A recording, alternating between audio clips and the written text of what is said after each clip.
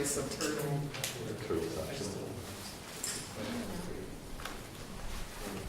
All right. Should we get started? Sure. I think we probably go. All right. What works best? Yeah.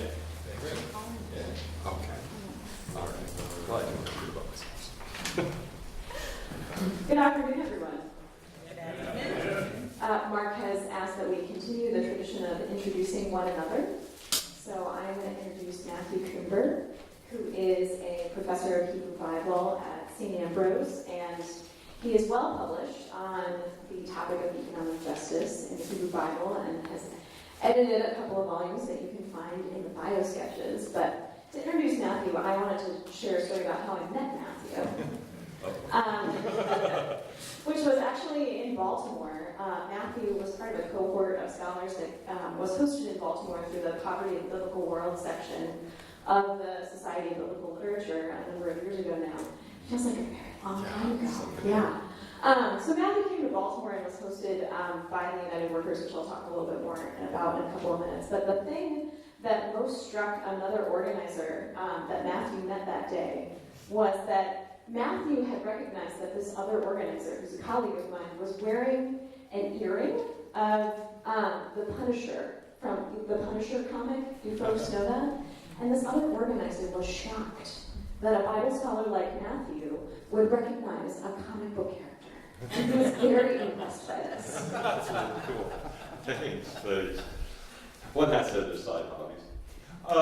Yeah, so to introduce Crystal, and actually I had the exact same idea. A great way to introduce Crystal is to talk about the first time we met. But before that, I want to mention Crystal Hall. She's a PhD student at Union Theological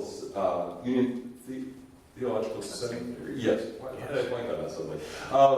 In New York City. And she's a research fellow at the Ujima Center in South Africa, where Jail West does a lot of his work on contextual Bible study. And to introduce it and talk about this time in Baltimore, my first experience with contextual Bible study was through Crystal on this poverty tour that had been set up.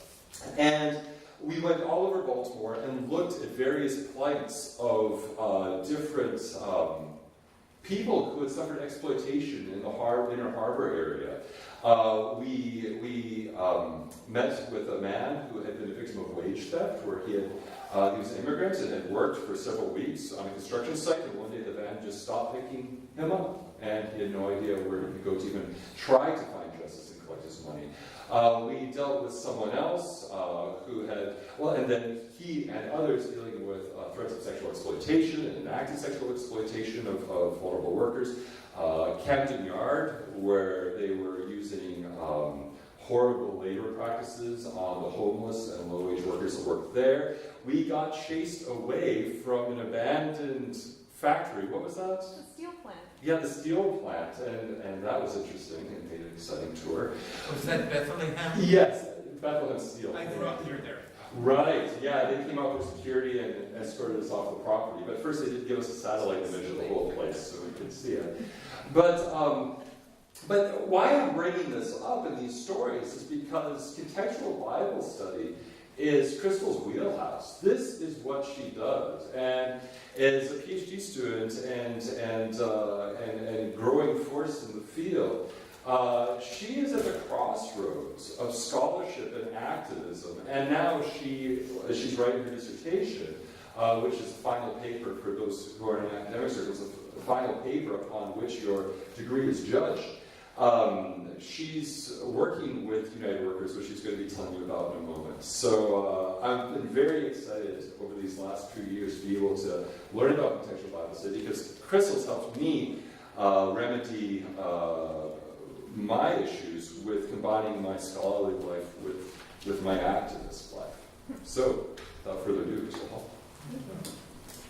So just to provide a quick overview of our next minutes together, I am going to give a couple words of introduction about the contextual Bible study methodology, just to ground folks in some of the principles that inform the work that I do and scholars and practitioners across the world do through this method.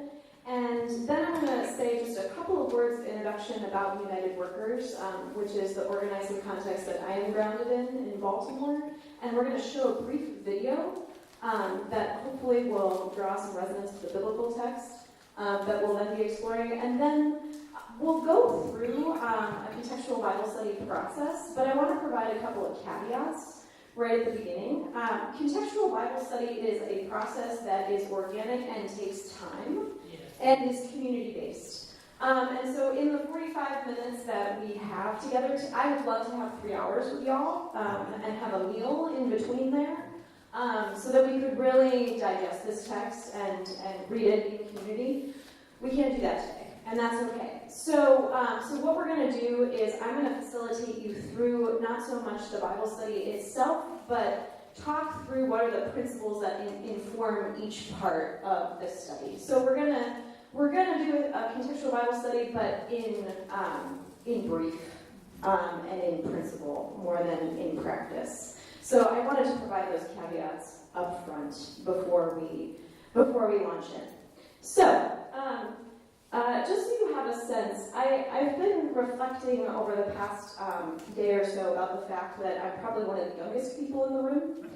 And just wanted to say a word about ancestors and lineage, because I think it's really important that folks know that my work is grounded both in the Ujamaa Center in South Africa and the history of the struggle of apartheid and the work that the central role that the Bible played in that liberation struggle. So my work is very much informed by Dr. Gerald West of the Ujamaa Center. It's also deeply informed by the history of poor people's organizing here in the U.S. context. I come from a set of organizations that traces its history back to the Poor People's Campaign of 67 and 68 under Dr. King, and then led forward by his lieutenants after his assassination. But those organizations trace their histories back even further to the women's suffrage movement and to the abolitionist movement. So I think it's important that we ground our next couple of moments also in some of these deeper histories, not only of struggle but also of scholarship. So what I have for you here is just a couple of methodological principles that inform the contextual Bible study process itself. I think it's important to say that CBS begins with actual work in local communities of struggle. That is where CBS is grounded. It's grounded in communities of the organized poor, of the working class, of the marginalized. And then after being engaged in that work, there also can be these conversations about theology. And then there can also be these conversations about what might the Bible do to provide resources for this struggle. So I think it's really important that we ground ourselves in that, that this is a process that has an explicitly liberationist hermeneutic, and is grounded in struggles of the organized poor themselves. And because it has a liberationist hermeneutic, it's not neutral. We're in no way trying to claim an objective interpretation of the Bible, but these are interpretations that take sides, because God takes sides, right? God takes sides on the side of the poor and the oppressed, and so it's our call to then come alongside that. And be on that side of the struggle. And one last thing that I'll say is that in the U.S. context, the Bible often does continue to create a sacred space. That's not always the case, but I think it's really important to recognize that in our U.S. cultural context, that because we are so many people in the U.S. continue to be deeply religious, that the Bible, the physical presence of the Bible, creates a safe and sacred space in some communities. And so I think it's important to also say here at the beginning that contextual Bible study is a process that attempts to create sacred space and that attempts to create safe space so that community can actually continue to grow and develop. And CBS is controlled by groups of the organized poor themselves. It's not the Bible scholar that's constituting a process, but a Bible scholar arrives at this process through the invitations of groups of the organized poor themselves. Yeah, I was just going to add something to that as Yep. well. Within that, and bringing the Bible into the context, in this case Baltimore and in the United States and in different areas of the world, one of the criticisms that I've received is, well, you're just taking the Bible and shaping it into the modern world. But if we don't do that, then we're going to live in an Iron Age society forever, or a first century Roman society. Within that criticism also, I think it gets rooted in a common, especially American paradigm, and by that I mean North American paradigm, of how the Bible should be read, that this is this thing that's set in stone, and it has been dictated, and all that can be done is received. But that goes against the very nature of how the Bible was constructed. And as you go into the Hebrew Scriptures, as you go into the Second Testament, you can see the interplay happening between books, and how people were taking more ancient books, interpreting their own times. You certainly see Jesus doing that with Torah, and you certainly see Paul doing that with Jesus, but then also much further. So in many ways, this sort of activity harkens back to the roots of the Bible and the way the Bible was treated in the ancient world. So, because we're not in a traditional contextual Bible study process, and because the group that is convened here is not necessarily an organization of the poor and the marginalized, that we're going to ground this study in a particular context, making that explicit, and also inviting you in your work in various struggles to also bring that into the conversation. So we're choosing the particular context of Baltimore to ground this study in, but I also invite you, as we move into the discussion, to be bringing your own contexts and the struggles in which you are each engaged into the conversation as well. So to provide just a couple of words of introduction about United Workers, it's a human rights organization that was founded in 2002 in what at the time was an abandoned fire station turned homeless shelter. And the first struggle that Matthew mentioned that United Workers was engaged in was organizing the temp workers at Camden Yards, the Orioles Stadium, for those who are baseball fans in the room. And at the time, Camden Yards and the Stadium Authority of Maryland was the largest employer of temp workers in the state. And after a several-year struggle, the workers there won a living wage for the workers there. And moved on to the Inner Harbor, where they organized against the ESPN zone, which actually violated federal law, in closing its stores overnight. ESPN, as you know, is owned by the Walt Disney Corporation. And so the workers there organized against Mickey Mouse over a number of years and won a settlement from the Walt Disney Corporation in that process. And so what's been important for us is to move beyond these workplace struggles, to connect where people work and where people live. And so we've branched out to a number of other areas, including housing work and environmental justice work, as we continue to organize around work with dignity issues. So the video that I'm going to play now is a testimony that was given by one of our leaders, whose name is Chantress Wise.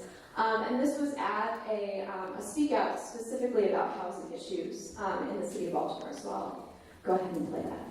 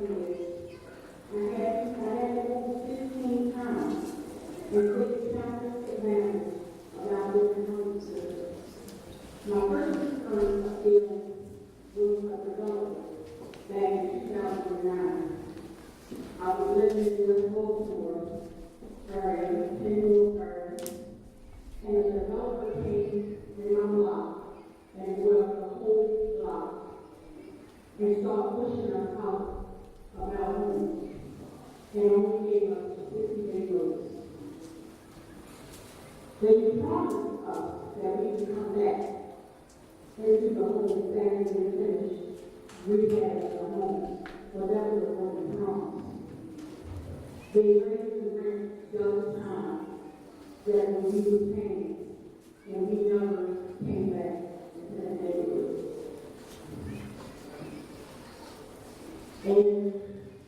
One day block, there was a long-term resident also that lived there since the 1960s. And they pushed her out as well. My second experience with the alcoholic housing system was when I lost my home back in 2010. And I was a housekeeper. And I took off the surgery. And when I took off the surgery for 2 weeks, my job paid me all my time. Paid time, leave, PTO, sick time. And when I came back within 2 weeks, I was no longer on the cell. And I was 10 years working there as a housekeeper. So that's the first time in my life that I started facing to be homeless. It hurted me to lose my home. And I couldn't get help from anyone. I even resorted to sleeping in an emergency room of the hospital. I ended up in a retirement home shelter for women and kids. And went to assisted living from there, and then into transitional housing at this where I'm not at today. Housing is a human right, not just for me, but for everyone. We deserve dignity and respect. Housing should be affordable for everyone. I'm a part of the Housing Roundtable, and we've been studying solutions for the housing crisis in Louisville City. One of the things that has been learning about the community land trust to help the community to stay with the community and for the people in the community. You can stay there as long as you want. You don't have to move from place to place like I did. No one should have to move from place to place because of a broken housing system that puts profit gain over people. And we need to hold the developers accountable, not just to come in the community and take our housing and push them out over our homes. That's why we should stand up and unite as renters, homeowners, and homies, and lift our voices heard. We should be fair with the law. Housing is a human right. People are out and we need to take it back.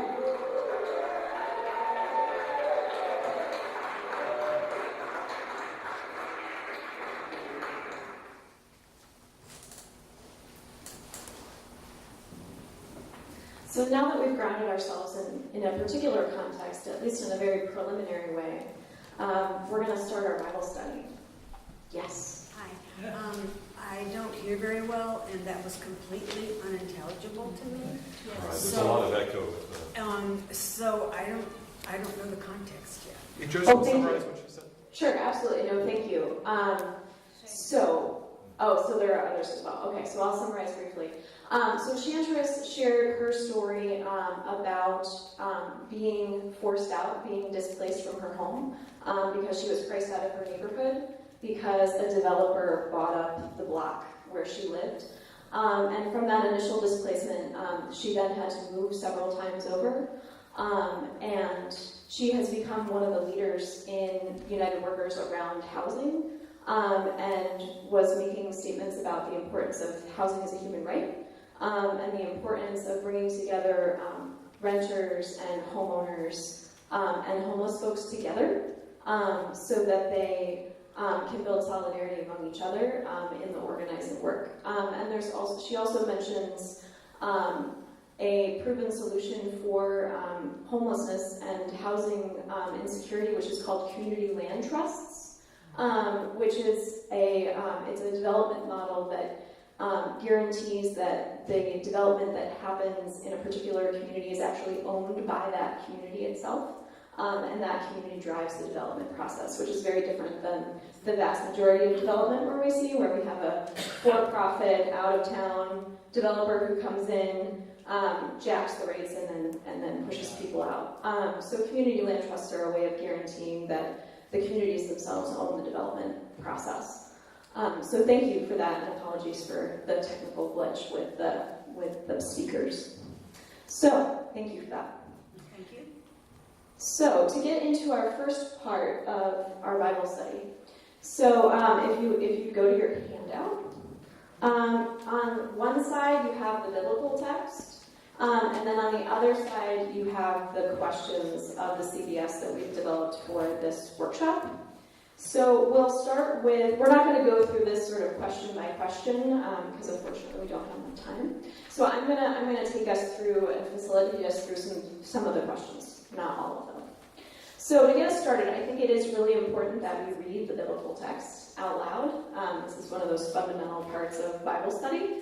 So we'll start with Mark 12, 41 to 44. So if you'd like to use the handout, please do that. Or if you'd like to use a Bible, you're welcome to do that as well. Does anybody else need a handout? Okay. So who'd like to read for us Mark 12, 41 to 44 to get started? Yes, thank you. Nice and loud. He sat down opposite the treasury and watched the crowd putting money into the treasury. Many rich people put in large sums. The poor widow came and put in 2 small copper coins, which are worth a penny. Then he called his disciples and said to them, "Truly, I tell you, this poor widow has put in more than all those who are contributing to the treasury.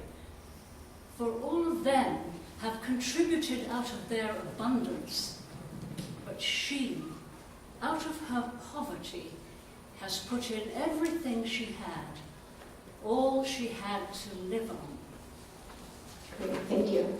So with this first question, we would popcorn a number of responses of what is this text about, which gets us to the second question, which is sometimes used in these kinds of texts where there's already a long history of interpretation.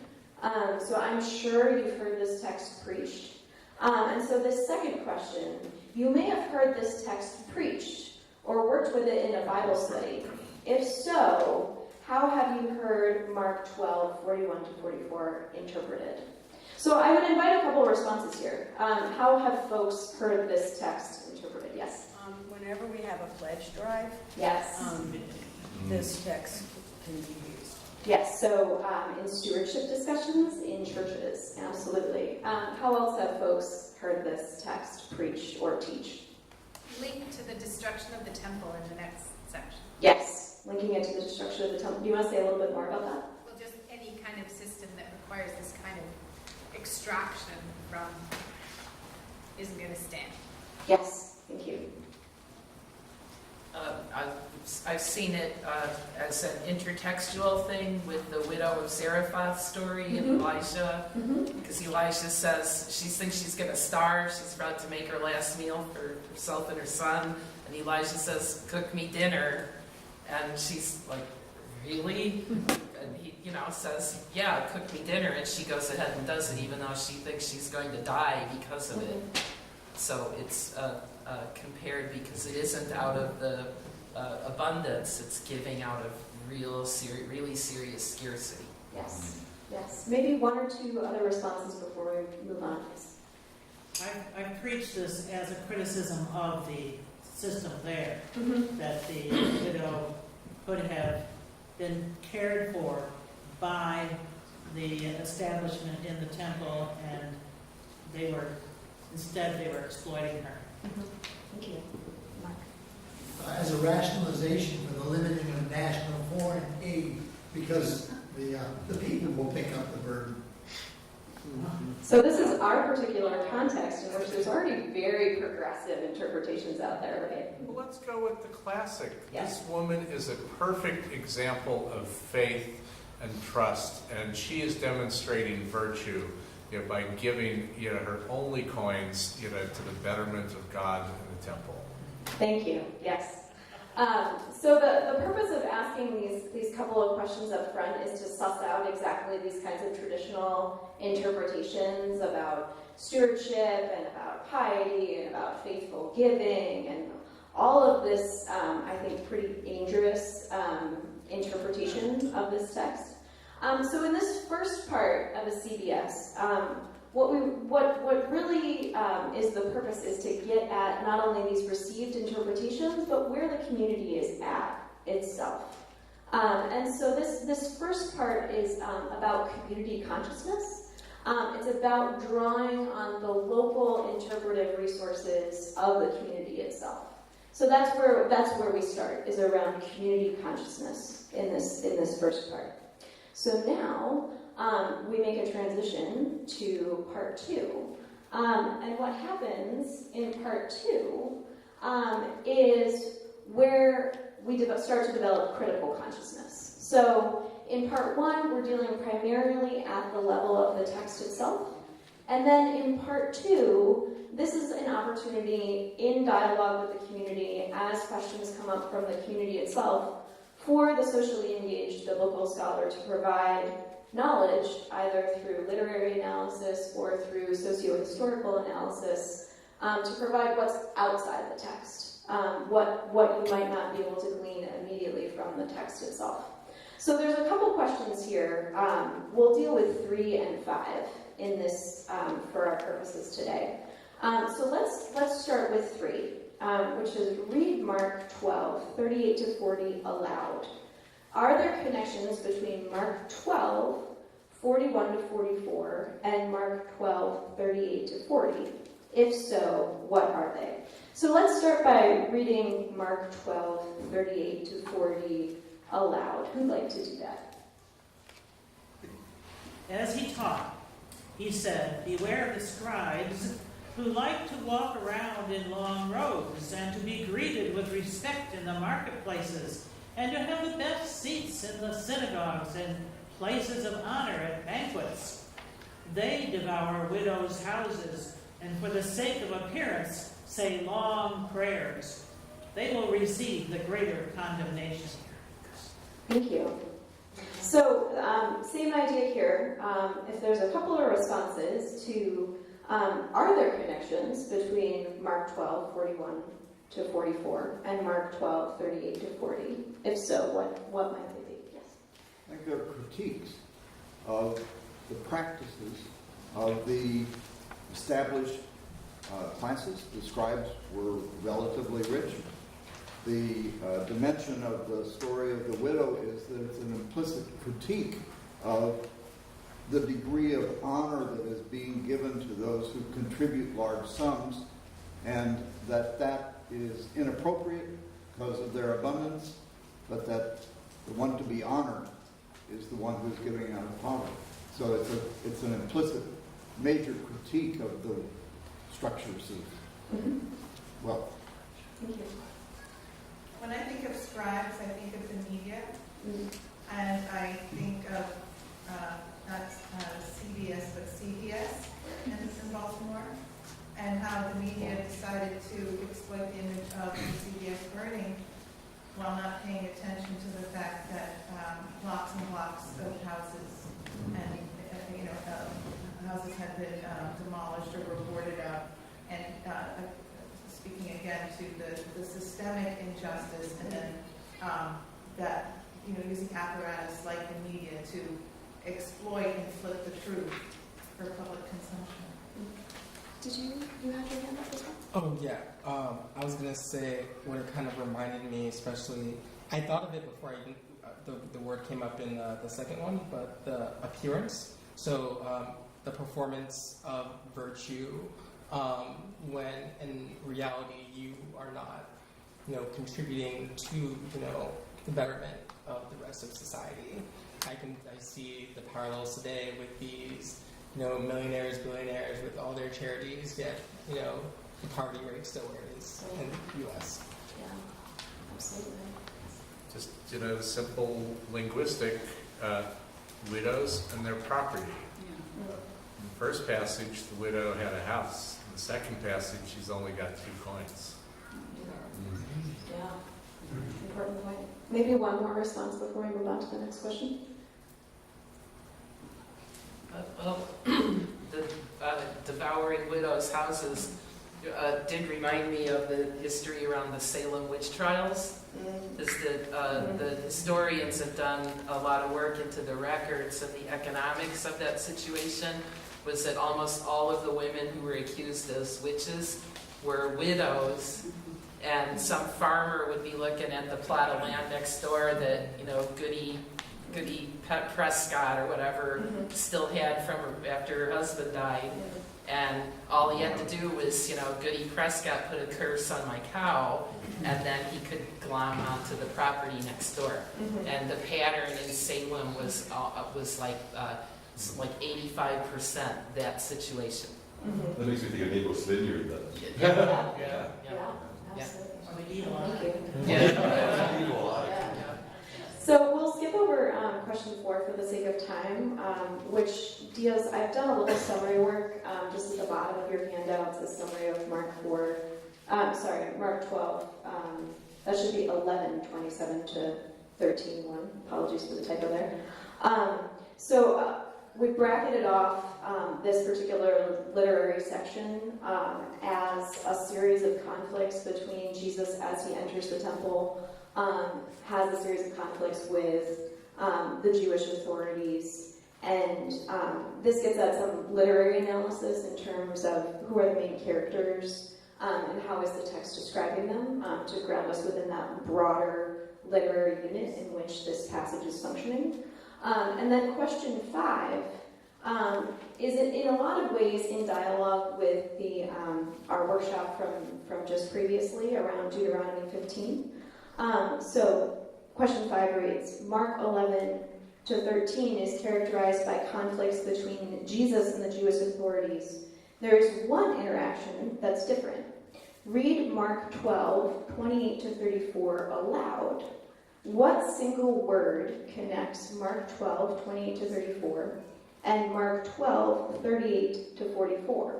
Are there connections between these passages? If so, what are they? So let's read, assuming that we have now grounded ourselves in the literary unit of 11 to 13. Let's read 12, 28 to 34. Who'd like to read that? Thank you. One of the scribes came near and heard them disputing with one another. And seeing that he answered them well, he asked him, which commandment is first of all? Jesus answered, the first is, Hear, O Israel, the Lord our God, the Lord is one. You shall love the Lord your God with all your heart, with all your soul, and with all your mind, and with all your strength. The second is this, you shall love your neighbor as yourself. There is no other commandment greater than these. Then the scribe said to him, you are right, teacher. You have truly said that he is one, and besides him there is no other. And to love him with all the heart, and with all the understanding, with all the strength, and to love one's neighbor as oneself. This is much more important than all whole burnt offerings and sacrifices. When Jesus saw that he answered wisely, he said to him, you are not far from the kingdom of God. After that, no one dared to ask him any question. Thank you. All right, so we're working under the assumption that we would have allowed this text to marinate a little bit and that we would have heard this text several times at this point in the process, and it would be in your ear. So I'm going to give you a hint about what that word is that connects 12, 28 to 34. That whole passage.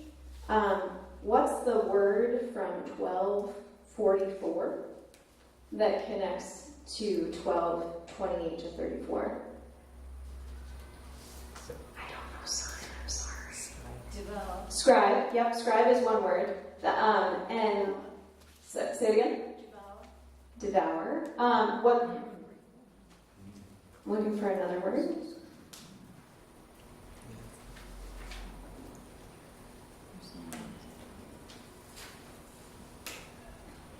In some of your translations, it'll be all.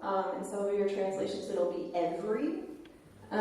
In some of your translations, it'll be some variation on that. So the word in Greek that actually connects these two passages is holon, which basically means, like I said, all or every or completely. And this is a word that only occurs 19 times in Mark, and it's actually concentrated. Over half of those occurrences are in these two of these verses in Mark 12. So when we have the Shema, right, that Jesus is quoting the Shema, love the Lord your God with all your heart, with all your soul, with all your mind. Quoting Deuteronomy 6, 4 and 5, and then adding to that, right, by quoting Leviticus 19, saying love your neighbor as yourself. So there's a stream in scholarship that thinks that with this all, this holon, connecting these two, because remember the widow says, the widow gives all, right? She gives her whole life, all. So connecting it back to our previous passage, Deuteronomy 15, and these calls in Torah that to define justice as care of the widow and the orphan and the stranger. Again, I'm kind of making some exegetical leaps for us for the sake of time. How might these passages further connect with one another? What do we do with some of those connections?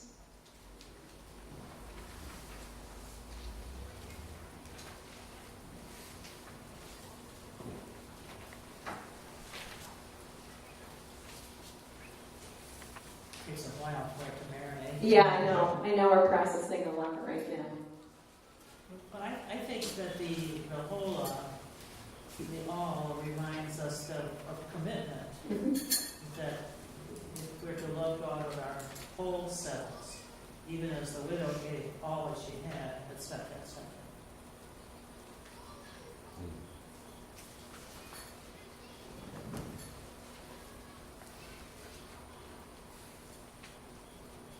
I would build up on that with the wider point of, commitment to, your larger community and, the condemnation that Jesus has for these wealthy men, is displayed, in the early passages we read in that, they did not love their neighbor. They did not treat these women the way that God would treat them. Right. And so it's like hammering in that point.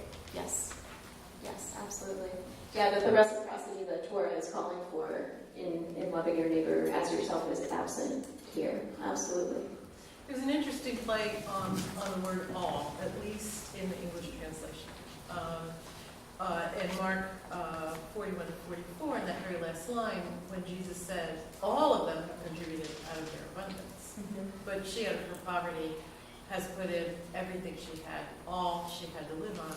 And so there's this interesting dynamic between abundance and the wholeness of all that I am, all that I have, that's reflected back into the passages from Hebrew scriptures, the Shema and the Love Your Neighbor passage.